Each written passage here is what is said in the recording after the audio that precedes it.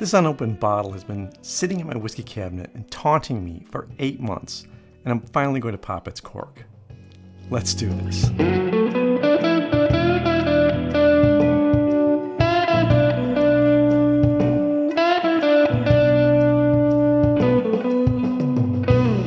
Welcome to Whisky Riffs.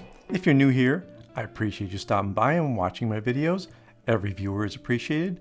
My name's Kevin, and I'm here to talk about a whiskey that I've had in my cabinet for a while. I bought it back in June of last year. I forgot about it, and then I started seeing it and saying, well, I really should get it on my review schedule, get it on that list of videos. I try to keep track of what's upcoming, and it just kept slipping down the list.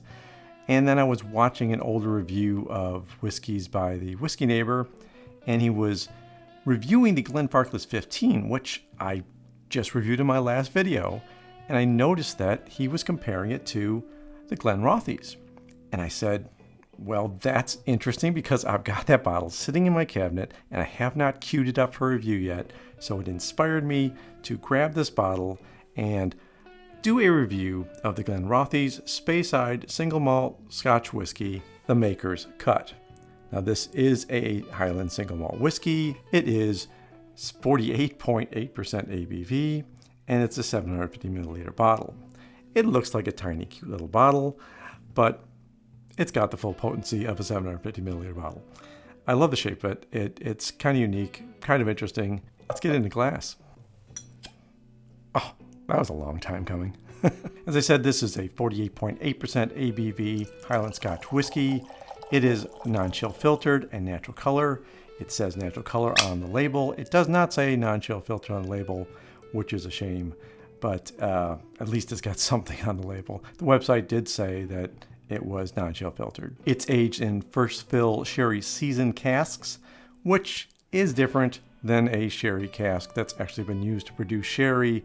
These are casks that probably were filled with sherry for a portion of their life just to season them, get them with those sherry infused flavors, and then use them specifically for whiskey. Unfortunately, a lot of the sherry consumption in the world has dropped off, so some whiskey distillers and manufacturers are paying for sherry production just so they can keep these casks going and keep them flowing through, because so many whiskeys are reliant on that beautiful touch of sherry notes in their whiskey flavors. Now back in June, I paid only $66 for this on Flavier. I've seen it higher. It's $85 on Flavier now, I think. It's up to $90 and $88 around town in San Francisco. It's definitely a higher ABV, which means that you're getting a little bit more bang for your buck when you're spending more money for it. Now, according to the Glenrothes website, it says 48.8% is higher, yet complementary strength to enjoy the Glenrothes. My preferred cut seemed the perfect and simple choice for the name. That's from Gordon Motion, the master whiskey distiller at Glenrothes. And that always makes me excited when you have a distiller saying, I decided to put this whiskey in bottles at a specific ABV for a flavor, which is a lot different than some of the mass market ones, the Glenlivets and the others that are out there producing so much whiskey that they're trying to put it out there maybe at a 43% or sometimes even 40% for some of the mass market whiskeys. And for me, I usually am not interested in the lower ABV whiskeys. So thank you very much, Gordon Motion. I appreciate your whiskey mastery in this aspect, and I'm looking forward to tasting what you've done with this bottle. The Glenrothes Distillery began in 1879 and is located a few miles north of Lavalier in the heart of Speyside.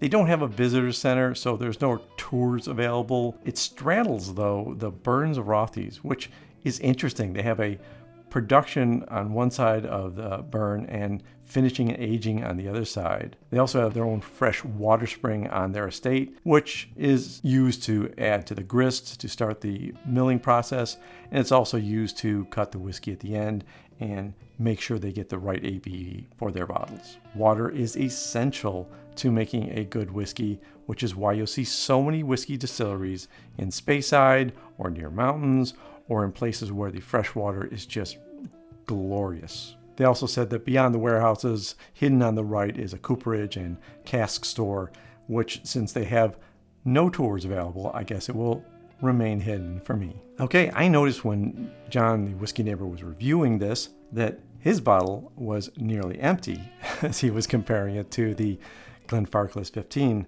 which probably means it's a tasty dram, and I'm going to find out right now.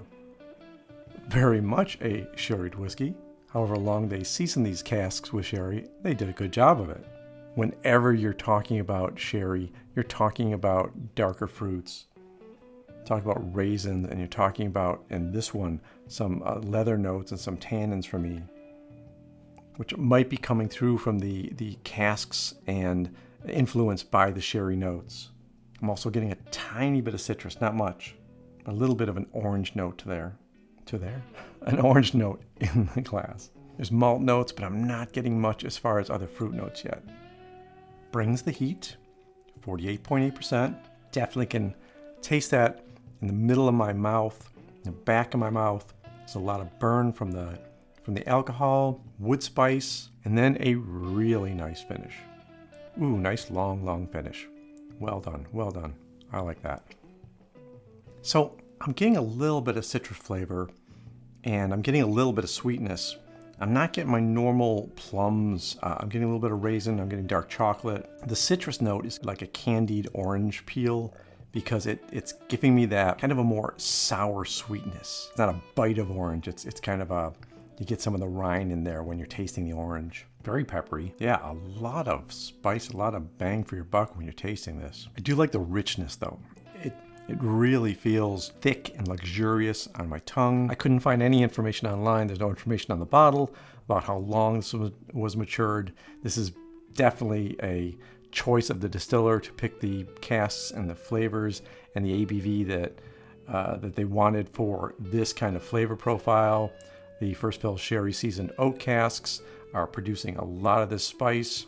It may be spicier because it may be a little bit younger, and that could have a lot to do with the heat that I'm getting. But I'm really enjoying this experience. I think it's really good, but it is really spicy. And I know they particularly set it at 48.8% ABV, and that's the cut the distiller had, but I'm gonna drop some water in here. Let's just tweak it and adjust it, see if we can get some different notes out of this. Now I'm getting much more tannin leather notes on the nose. Didn't change the taste much, but I just put a couple drops in, and that's not very much for this higher proof of whiskey, so put a few more in, see what we can get with this. Again, the nose doesn't change, and the taste is actually getting hotter for me. Doesn't affect the finish though. Finish is still glorious and long, and if I'm in the mood for a sherry whiskey, this is definitely going to be competition for some of my other ones. It's not as sweet, it's not as fruity as some of the other ones, and that is the core difference. So when I have some of my other sherry bombs, like the Abuna from Lavalier, that one is going to be a lot more fruit. Even though it's a higher ABV, there seems to be more fruit in that. This is going to give you a little bit of sweetness, but it's going to give you that spice and the candied orange. I'm not getting the vanilla right now, but I'll have to spend more time. This is my first opening, the first pour of it, and I generally like to sit with a whiskey for a little bit longer before I make a final decision. But I do want to hear your comments though. Have you had the Glenrothes Whiskey Maker's Cut? Is this one of your regular drams? Is it something you've tried once? And do you like it with water? Let me know in the comments. So what's my recommendation? Would I suggest you buy this whiskey? Well, it's a pretty good price. It was even better when I bought it back in June, but it's a pretty good price, and you may get a good price around you for a high ABV whiskey that is sherry influenced, that has these kind of flavor points. And if you like some sherry whiskeys, but sometimes you think, man, they're just a little too sweet for me. I really didn't want that much fruitiness when I'm taking my drink of whiskey. This would be ideal because this kind of gives you the sherry notes and that sherry finish with the lack of heavy fruit notes to it. And it may be just what you're looking for in a sherry whiskey. Well, it took a long time, but I'm thrilled that I finally did open up this bottle and tasted it, because it stands out. You know, the shape of the bottle, everything about it stands out. So when it's in my whiskey cabinet and it's sitting there looking at me saying, why haven't you opened me yet, Kevin? What's wrong with you? What did I do to you? Now I can get over that guilt and just enjoy this as one of my nightly drams to sip and experience and learn more about. And until the next video, take care of yourself. Take care of those people around you. And cheers.